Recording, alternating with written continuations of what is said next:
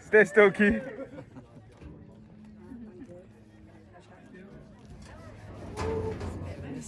Whoa!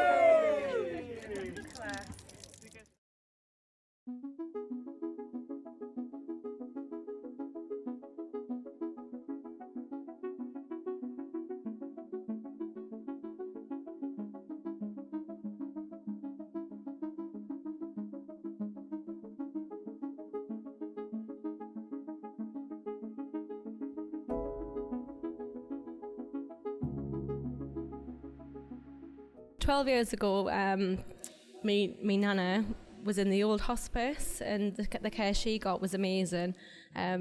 Just the amount of volunteers in the hospice as well, giving up their time. Obviously, a lot of people have in common that they've lost a loved one. So that was 12 years ago, and then recently, my granddad passed away in there as well. Just the care around the clock. They were so accommodating with all the family. And just made his time at the end really, really special. So at the beginning of the year, Anth got in touch with us and asked if I would become an ambassador for the hospice, and it was something I didn't have to think twice about. I jumped straight at it. We've got quite a family history with the hospice. Back in 2012, my cousin, who was only 25 at the time, sadly passed away. And he was looked after his last few weeks of his life over at the Monk Wearmouth Hospital.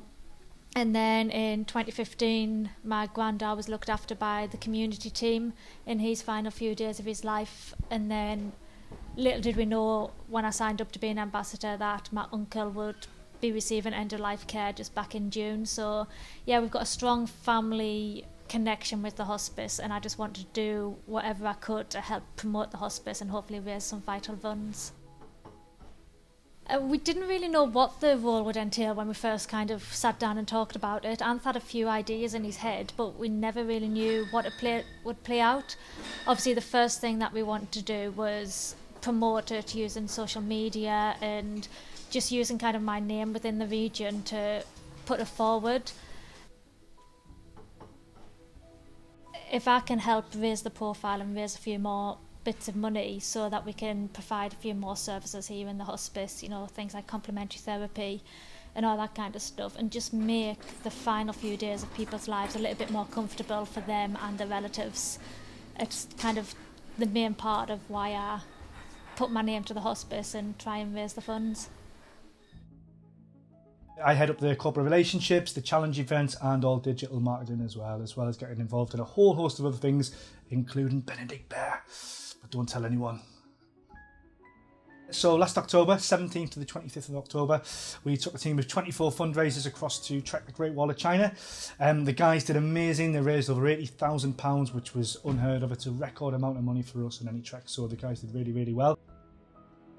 Across the trek, we trekked every day between 3 to 9 hours. It was a huge day for some of the guys and really, really challenging, doing up to 15-mile days as well. So it was pretty tough, but the guys really stuck in. There was great camaraderie throughout, and we're really, really proud of all of Team Benedict. Yeah, raising money for St Benedict's Hospice is really, really important for many, many reasons. The main reason, of course, is it allows us to fund many of the services that we offer here, whether that be the outpatient services, the inpatient services out in the community, as well as a whole host of other things that we do here to provide the best for our patients and staff as well. Yeah, there's lots of ways that people can get involved with and help us to raise more money. You can get involved in a number of challenge events, whether that's running the Great North Run, taking part in a Tough Mudder, trekking one of our huge charity treks we have. For example, we're going to Peru in 2021. There's also lots of little things you can do, whether that's having a cake bake sale, whether that's maybe shaving your hair off, getting in a bath of beans, millions and millions of things. But if you do want to get involved, just please give the fundraising team a call. It was just 2 years ago, we only had to raise £400,000 a year. This year alone, we're looking to raise £1.7 million, which we're well on course to do. It's really important for young people to help us because we tend to have an older supporter base, and what we really want to do is engage with young people across the community and tell them a little bit about what we do. There's a lot of myths that we need to bust with regards to hospices. And to do that, we want as many young people as possible involved. We'll get them involved, we'll get them to come down, have a look around, see what we do. and those guys can then follow through with their schools, with their colleges, with their universities, and hopefully they'll be supported for life. I've worked the hospice for 35 years and now I volunteer. So it must be a really good place to work, mustn't it, if I've worked for 35 years.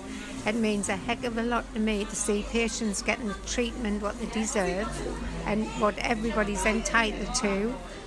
A good, a life and a good death at the end. And that's why I have worked for so long. I volunteer on the reception side, so I meet and greet people, because when they first come in, people is very frightened and nervous. So I try to make them at ease as best I can. And I don't realise what you're doing it at the time. But then when they come back and, they're just they've got this is about everybody mind on the hospice who works on. Everybody who works on the hospice is just absolutely fabulous. Myself and Media Savvy got involved with supporting St Benedict's Hospice last year and ultimately going to China and trekking some of the Great Wall. Initially because my wife's granddad passed away in the hospice the year before, and she really wanted to give something back, as well as auntie and uncle, and I kind of got dragged into it, but I was more than happy to do something like that. My role in the trek informally was cameraman, photographer, and we kind of shot a short documentary of the whole process just for a little bit of publicity, but I was there kind of representing myself and our family as well as Media Savvy as well. I think it's very important for young people, old people, any people to get involved with fundraising for really valuable causes, especially causes like St Benedict's. The financial burdens on a place like St Benedict's just gets more and more each year, and without the help of volunteers and fundraisers and donators, organisations like St Benedict's won't be able to survive that much into the future, because the financial strains put on them is just getting greater and greater every year. So it's absolutely important for people of all ages and all backgrounds to get involved and help them continue to do the great work that they've done for many years now.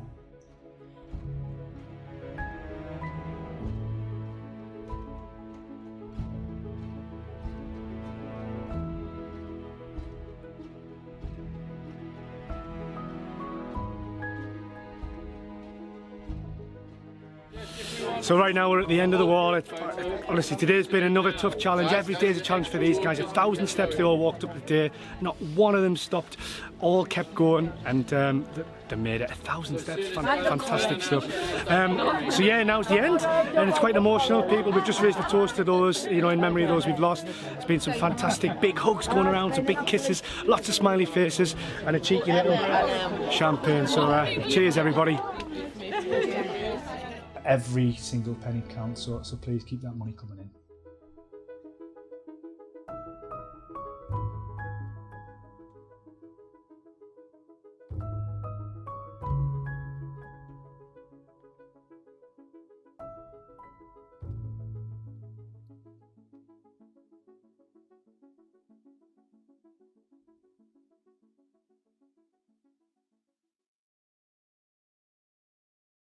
Thank you.